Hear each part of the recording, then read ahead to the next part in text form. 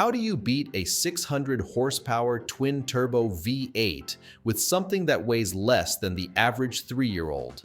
Mercedes-Benz is showing us. Hidden inside its newest electric performance program is a tiny axial flux motor from a company called Yasa that delivers roughly 750 horsepower, about 550 kilowatts, from just 13 kilograms. That weight-to-power figure isn't merely good, it's borderline absurd.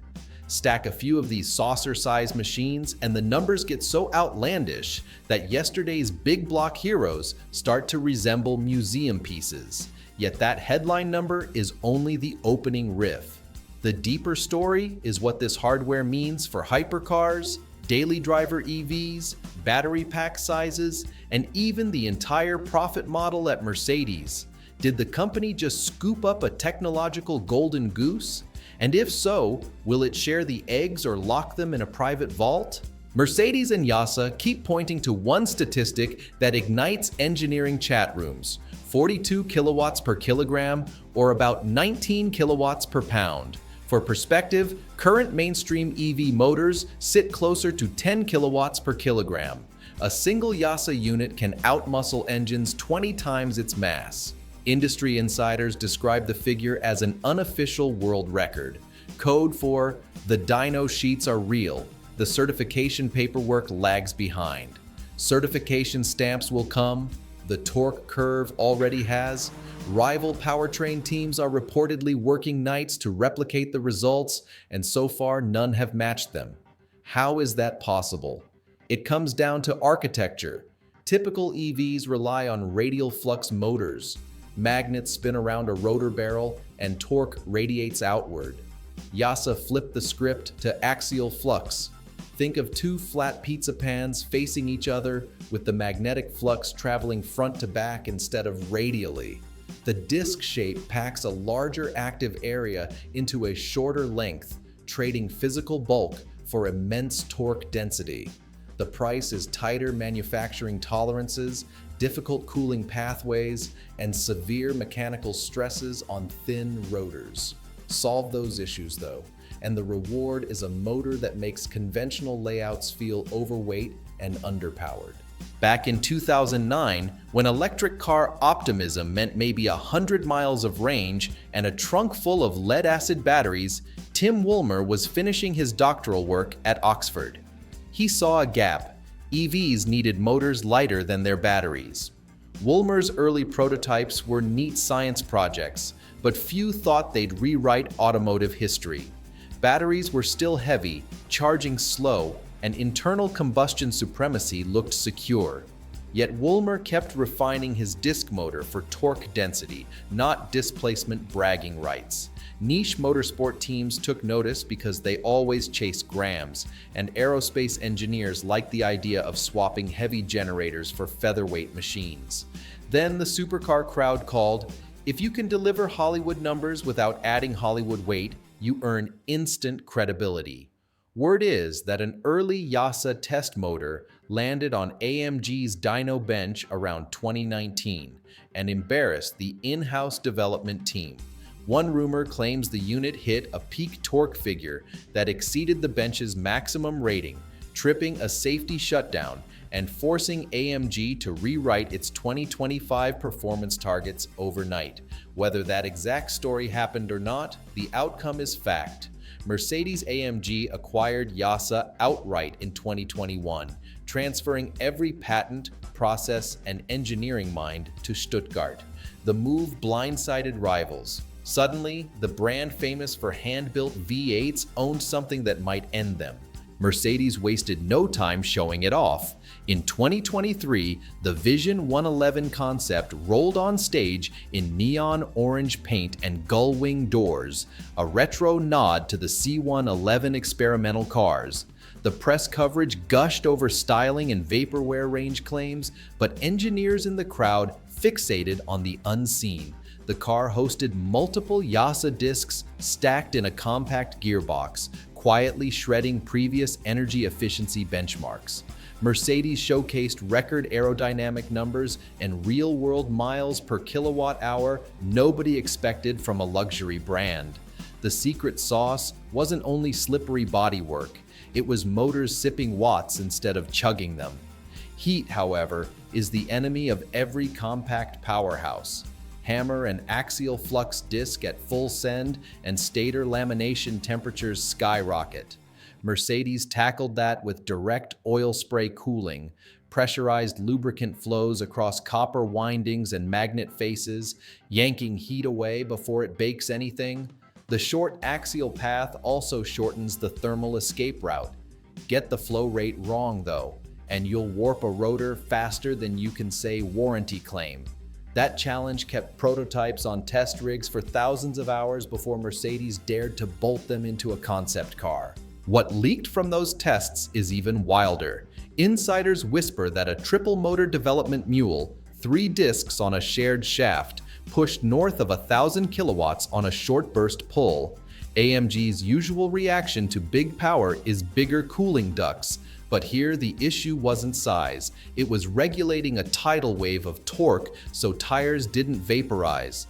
Software engineers built torque vectoring algorithms so granular they make rally cars look crude.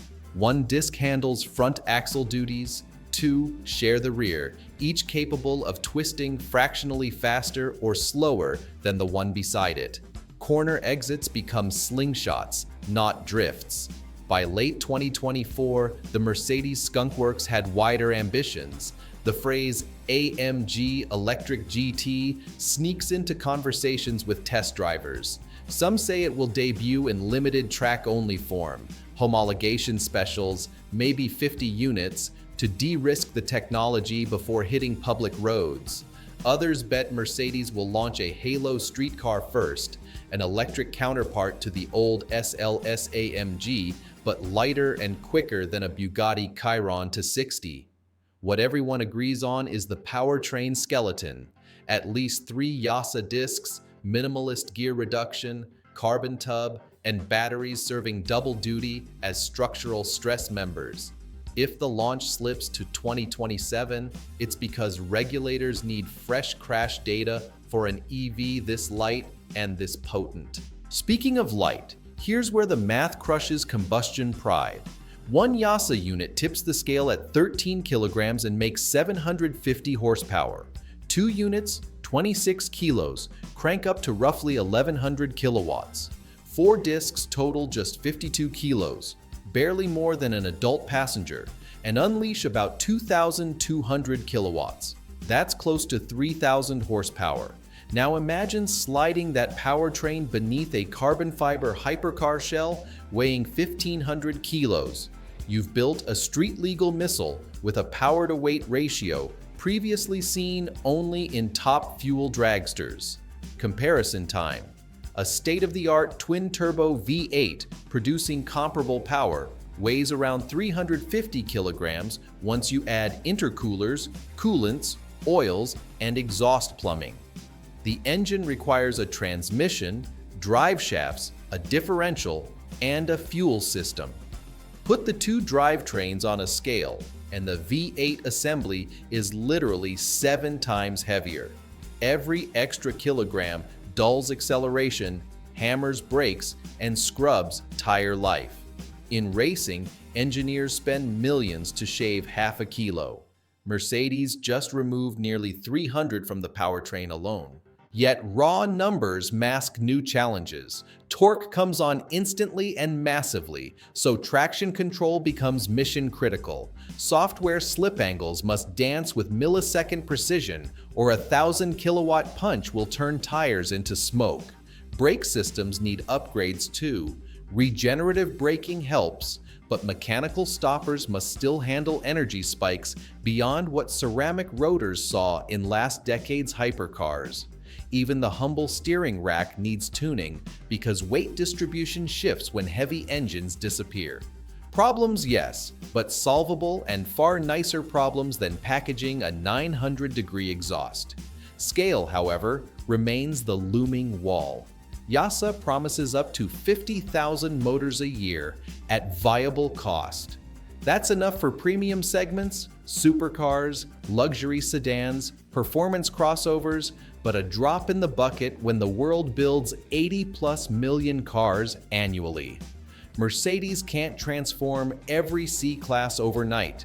Producing axial flux motors in Camry numbers requires new gigafactories, bespoke machinery, and quality control down to microns. The key pain point is the air gap separating rotor and stator. Too wide, efficiency plummets. Too narrow, they collide. Automating that tolerance at mass production speed is a fresh industrial art. So Mercedes faces a strategic fork. Option 1.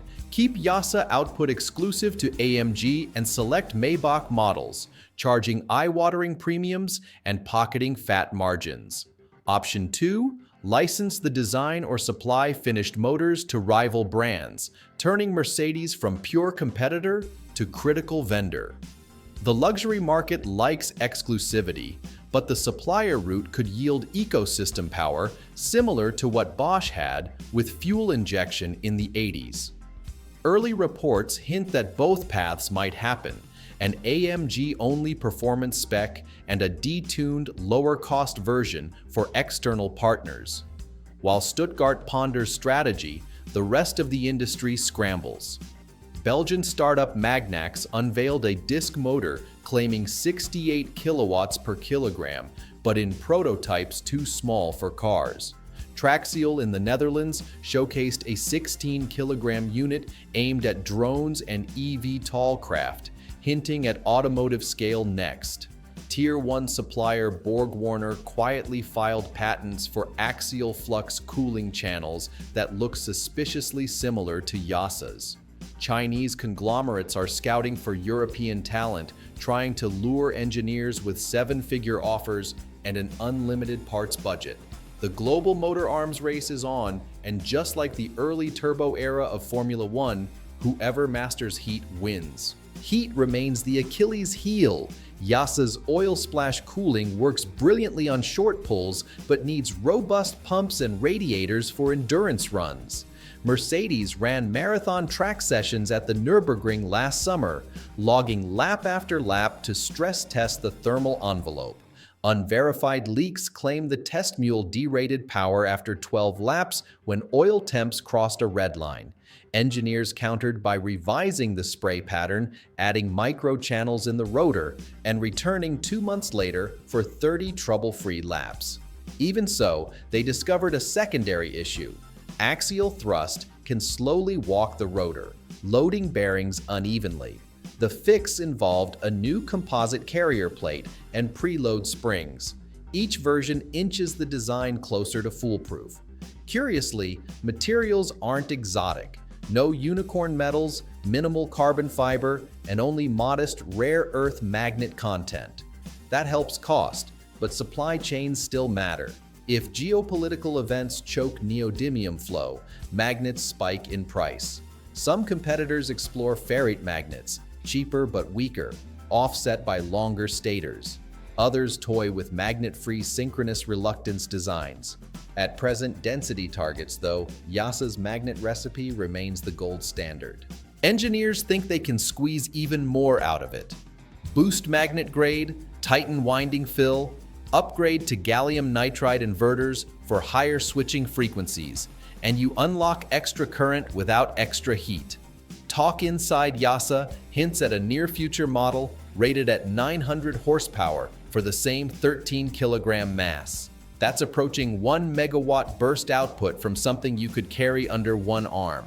An ordinary sedan with 2 of those, and governor software keeping day-to-day power sane, could smash every acceleration record the moment you toggle track mode.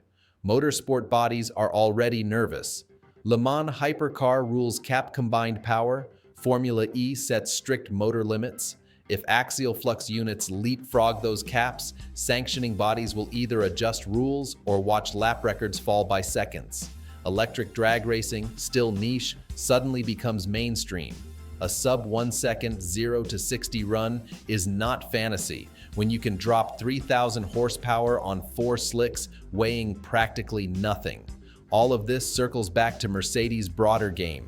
The company that built its legacy on silky inline sixes and thunderous V8s now holds a technology that could render those legends quaint. Does it roll out a Halo AMG flagship, toast combustion with a champagne launch party, and let the rest of the world watch? Or does it drip the tech down, one model at a time, milking the buzz year after year? Shareholders love long tales of technology leadership, but the market punishes hesitation. Tesla's Plaid showed how quickly brand perception swings when you post impossible acceleration videos on Twitter. Meanwhile, consumer expectations are sliding. Buyers who once drooled over 5-second 0 to 60 times now shrug unless the number starts with a 2. The Yasa motor puts a 1-point-something sprint into everyday reach. The bottleneck becomes tires, not power. Michelin, Pirelli, and Bridgestone are developing EV-specific compounds to handle violent launches while coping with the heavier battery mass. Wireless data from tire-embedded sensors might soon feed into torque vectoring computers, dynamically adjusting thrust to avoid shredding tread rubber before the first coffee stop. Insurance is another wild card. Underwriters currently price premiums by engine displacement and horsepower. How do they rate a hatchback sold with software-capped power but instantly capable of 4-figure output if a driver pays for an unlock? Regulators might step in, demanding encrypted keys, biometric verification, or speed governors tied to geofencing. Then again, performance has been playing cat and mouse with regulation since carburetors. Let's not ignore cost. Early Yasa units are premium pieces. Even with projected scale, each disc motor could cost as much as a small internal combustion engine. But remember how lithium-ion battery packs dropped from over $1,000 per kilowatt-hour to under $150 in a decade. Volume crushes cost curves. As manufacturing lines mature, 13-kilogram wonders might price down to a few $1,000s apiece, cheap enough for mid-market EVs and irresistible for fleet operators who crave low maintenance and high regen efficiency. What about the battery side? Smaller, lighter motors reduce overall vehicle mass, which means you can downsize the battery without sacrificing range. A lighter car also demands less energy for acceleration and climbing grades. That's a virtuous circle. Smaller battery, less weight, lower center of gravity, better handling, and most importantly, lower cost. Several OEMs quietly model future EV platforms around the assumption of axial flux mass savings. If those numbers hold, the days of 2-ton electric bricks may be numbered. Fast charging benefits too. Shedding 200 kilograms of motor and drivetrain mass means you need fewer kilowatt hours on board for the same real-world range. Fewer cells to fill equals shorter charge stops, which means less peak strain on charging infrastructure. Multiply that by millions of vehicles, and suddenly national grids breathe easier. Still, hype must meet reality. Production delays, unanticipated failure modes, or cost overruns could blunt the rollout. Silicon carbide inverter supply chains are already tight, and gallium nitride is still early. Meanwhile, every week a startup claims a magic motor only to disappear when capital dries up. Yasa has survived 15 years and carries Mercedes's balance sheet behind it. That's as solid as it gets. But history reminds us, breakthrough tech can stumble without warning. For now, Mercedes seems confident.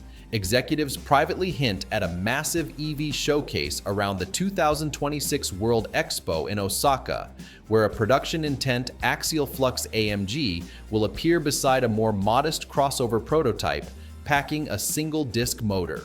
The crossover reportedly uses a software limiter, capping peak output at 200 kilowatts for daily use, but offering an overboost function for 5-second bursts of 500 kilowatts. Insurance-friendly by default, hair-raising on demand, the best of both worlds. Imagine that in your driveway.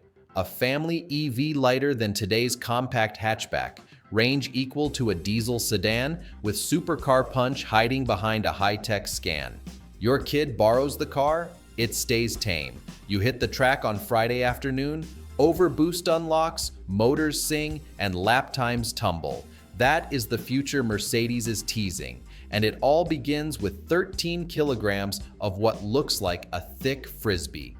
Mercedes didn't invent electric performance, but with Yasa's axial flux motor, it may have found the lever that shifts the field.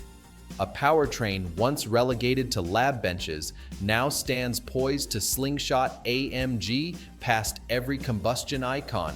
Boutique volume could bring headline-grabbing lap times, but open licensing could flood highways with featherweight EVs that make muscle cars obsolete overnight.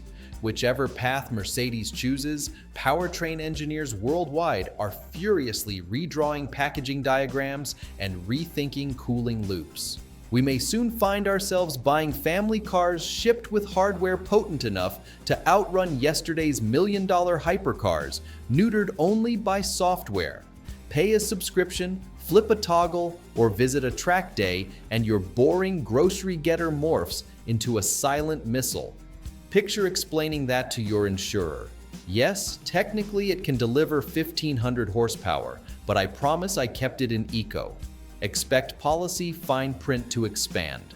So the question remains, if Mercedes offered these motors to everyone, would legacy brands jump or cling to nostalgia? And would you trust 750 horsepower sitting under your floorboards, lighter than a gym bag, waiting for a screen tap to roar? Tell me in the comments whether you see axial flux as the holy grail or just one more overhyped detour. Hit subscribe if you want more deep dives into the tech rewriting car history and more. Big changes are coming. It's going to be one exhilarating ride. Drive safe and thanks for watching.